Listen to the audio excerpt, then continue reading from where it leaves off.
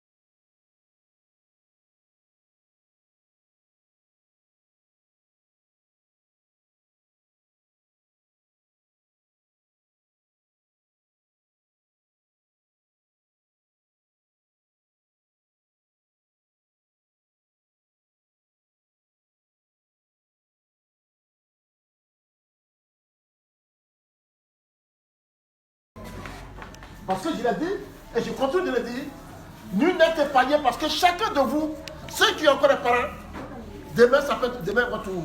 C'est pour ça que nous voulons vous amener à comprendre l'importance de l'affection et l'amour en faveur de vos camarades. Nous avons consacré à la sensibilisation des enfants. Pourquoi? Parce que nous avons estimé qu'il était important, non seulement de leur faire comprendre la nécessité d'apporter leur soutien à leurs camarades, qui sont des orphelins du sida et autres enfants vulnérables. Bien entendu, deuxième aspect aussi également, c'était de leur faire comprendre que la solidarité qui est de temps plus importante parce que ces enfants, à cette période, on a besoin aussi également du soutien de leurs camarades. C'est dans ce contexte-là, depuis un mois, nous sillonnons toutes ces écoles pour sensibiliser les camarades, pour comprendre le bien fondé qu'il faut pouvoir apporter le soutien à leurs camarades. Ils sont très bien traités, il n'y a pas de différence, il n'y a pas de frustration, une bonne cohésion entre les enfants qui sont orphelins et ceux qui ne le sont pas. Ils partagent tout ensemble et quelque part, ils ne sont pas du tout dépaysés, ils ne sont pas du tout laissés pour compte. Je pense bien qu'avec ceci, ces enfants peuvent aussi réussir et s'intégrer dans la société.